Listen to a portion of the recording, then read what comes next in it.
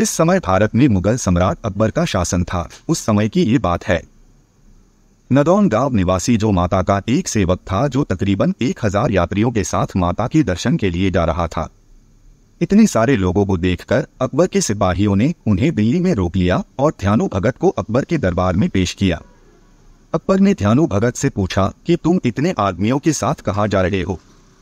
ध्यानु भगत ने हाथ जोड़कर उत्तर दिया, मैं माँ ज्वाला माता के दर्शन के लिए जा रहा हूँ और यह सब लोग भी माता के भगत है, ये भी माता के दर्शन के लिए जा रहे हैं। अकबर ने कहा, ये ज्वाला माता कौन है और उनके दर्शन करने से क्या होगा? ध्यानु भगत ने उत्तर दिया, महाराज ज्वाला माता ने इस संसार की रचना की है एवं पालन करने वाली माता है।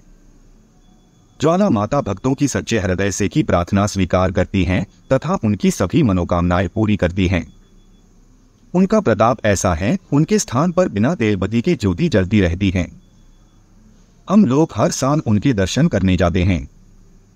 अकबर बोले, तुम्हारी ज्वाला माता इतनी ताकतवर है, इसका यकीन हमें भी दिलवाओ। आखिर तुम माता के भक्त हो, कोई करिश्मा दिखाओ जिससे हमें भी यकीन हो जाए। बहुत शांति के साथ उत्तर दिया, महाराज मैं तो माता का एक छोटा सा भक्त हूँ, भला मैं क्या चमत्कार दिखा सकता हूँ? अकबर ने कहा कि तुम्हें इम्तिहान तो देना ही पड़ेगा। हम तुम्हारे घोड़े की गर्दन अलग कर देते हैं, तुम अपनी देवी से कहकर उसे दोबारा जिंदा करवा देना। इस प्रकार घोड़े की गर्दन काट दी गई। अपनी मुक्ति का कोई उपाय न देखकर ध्यानु भगत ने बादशाह से कहा कि वह देवी माँ के पास जाकर अपनी प्रार्थना करेगा कि घोड़े को जीवित कर दे। आप 1 माह की अवधि तक मेरे घोड़े के सिर और धड़ को रखने की व्यवस्था करवा दे। अकबर ने ध्यानु भगत की बात मान ली और फिर यात्रा जारी रखने की अनुमति दे दी और उसे जंजीरों में जकड़कर मंदिर तक ले जाया गया। मंदिर पहुंचकर ध्यानु भक्त ने अपने साथियों सहित स्नान पूजन करके रात भर देवी का जागरण किया और प्रातःकाल आरती के समय ध्यानु भक्त ने हाथ जोड़कर देवी माता से प्रार्थना की, माँ बादशाह मेरी भक्ति की परीक्षा ले रहा है, मेरी लाज रखना, मेरे घोड़े को अपनी कृपा से जीवित करो, अन्यथा मैं भी अपना सिर काटकर आपके चरणों में अर्पित कर दूंगा। जब देवी माँ ने कोई उत्तर नहीं दिया तो ध्यानु ने अपनी तलवार से अपना सिर काटकर देवी के चरणों में अर्पित कर दिया। उसी समय साक्षात ज्वाला माता प्रकट हुई और ध्यानु का सिर उसका सिर उसके धड़ से जोड़ दिया और वो जीवित हो गया। माता ने अपने भक्त से कहा, तेरे घोड़े का सर भी धड़ से जुड़ गया है, तू कोई और वर मांग। ध्यानु भगत ने माता के चरणों में शीश झुकाकर कहा, हे जगदम्बे आप सर्वशक्तिमान है, किंतु अपने भक्तों की इतनी कठिन परीक्षा न लिया करे। सारे सांसारिक मनुष्य आपको शीश काट कर नहीं चढ़ा सकते, कृपया साधारण भेंट से ही अपने भक्तों की मनोकामनाएं पूर्ण किया करे। तब देवी माता ने कहा कि अब से मैं केवल नारियल की भेंट और सच्चे मन से की गई प्रार्थना से ही मनोकामना पूर्ण करूंगी।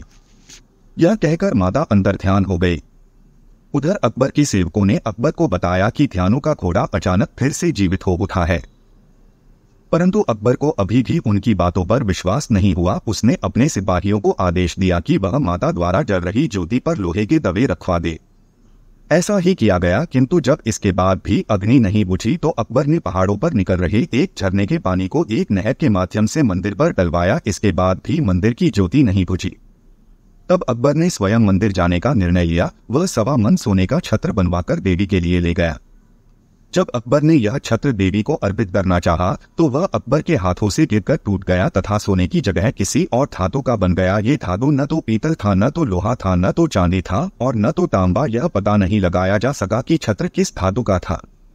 अकबर समझ गया कि देवी माँ ने उसकी भेंट अस्वीकार कर दी। इसके बाद वो चुपचाप लौट गया। अकबर द्वारा चढ़ाया गया छत्र माता के दरबार में आज भी पड़ा हुआ है।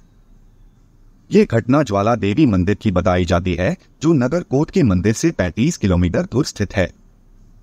किंतु ध्यानु भगत की प्रतिमाएं नगर कोट के मंदिर में लगी हुई है। कुछ स्थानों पर नगर कोट के मंदिर और ज्वाला माता के मंदिर को एक ही माना जाता है।